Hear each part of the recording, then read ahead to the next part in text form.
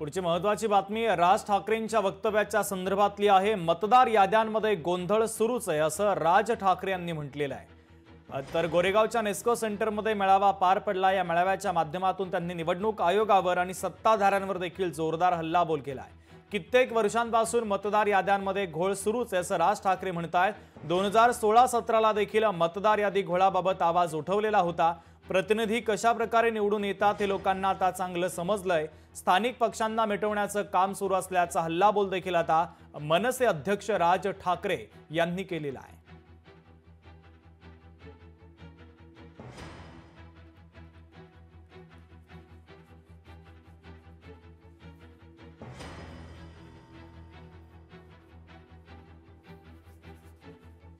ज्या प्रकारचा सगळा गोंधळ सुरू आहे मतदार याद्यांमध्ये,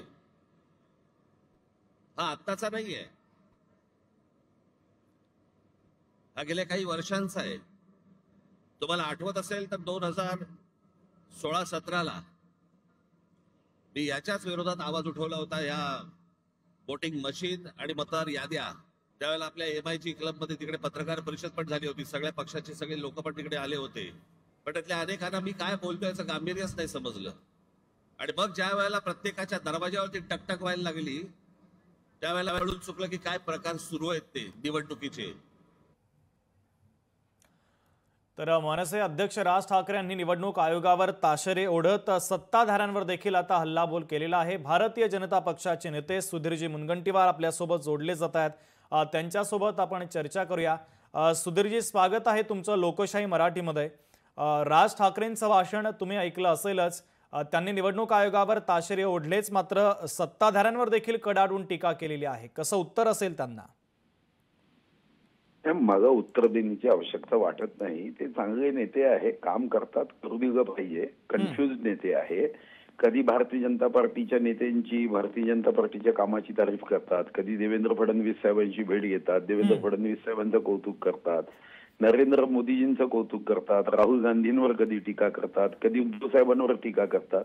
तर त्यांच्या भाषणामध्ये टीका किंवा स्तुती याची ती मोठी सुरू असते। आज त्यांनी टीका केली म्हणून त्याच्यावर प्रतिक्रिया देण्याच्या ऐवजी उद्या ते आमचं कौतुक करेल त्याची वाट बघायची। नाही सुधीर भाऊ, आजच्या भाषणाचा त्यांचा अर्थ एकच होता की तुम्ही जी निवडणूक जिंकला ती मतदार याद्यांमध्ये घोळे म्हणून तुम्ही निवडून आलात।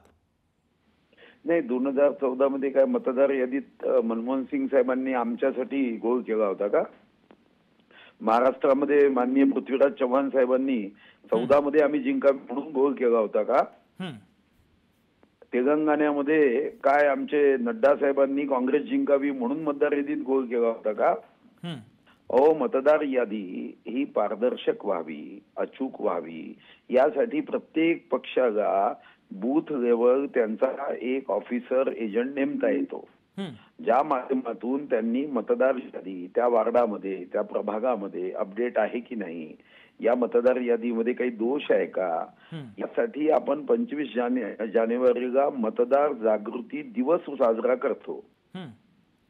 मला व्यक्तिगत रीतीने वाटतं दोष आहे असं म्हणण्यापेक्षा मग तुमचे कार्यकर्ते त्या बूथवर जे आहेत, ज्याला निवडणूक आयोगाने अधिकृत त्या मतदार यादीवर निरीक्षण, नियंत्रण, ऑब्झर्वेशन ठेवण्यासाठी, नियुक्त करण्यासाठी तुम्हाला पत्र दिली आहे, तुम्ही का नाही वाचत? मतदार यादी म्हणजे यांच्यासाठी फक्त निवडणुकीच्या तोंडावर जिंकण्यासाठी होणारा कागद म्हणजे मतदार यादी। खरं तर मतदार यादी म्हणजे मतदारांशी आपला संवाद, संपर्क सतत व्हावा या दृष्टीने ती मतदार यादी आहे।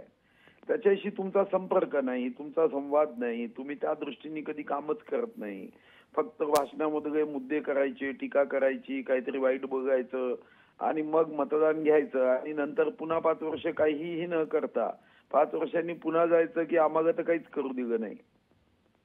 बरं सुधीर भाऊ, एक गंभीर आरोप सुद्धा त्यांनी केलाय की निवडणूक आयोगाला हाताशी धरून स्थानिक पक्षांना मिटवण्याचा प्रयत्न केला जातोय। काय उत्तर असेल?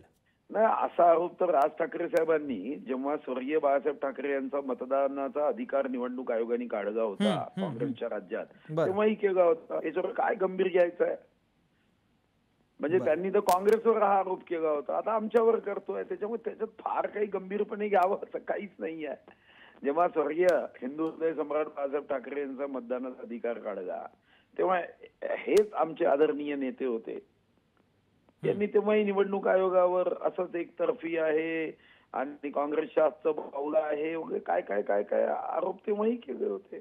त्यामुळे त्याच्यामध्ये काही गंभीर आहे असं मला नाही वाटत. पक्ष बदलला, आरोप तेच कायम राहिले.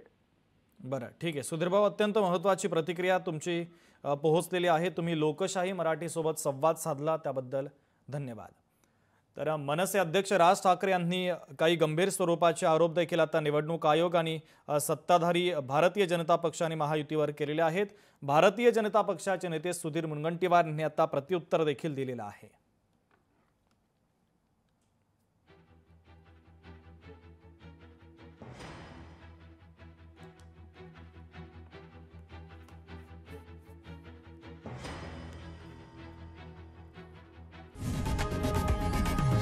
लोकशाही मराठी ऐका, पहा, जागरूक रहा.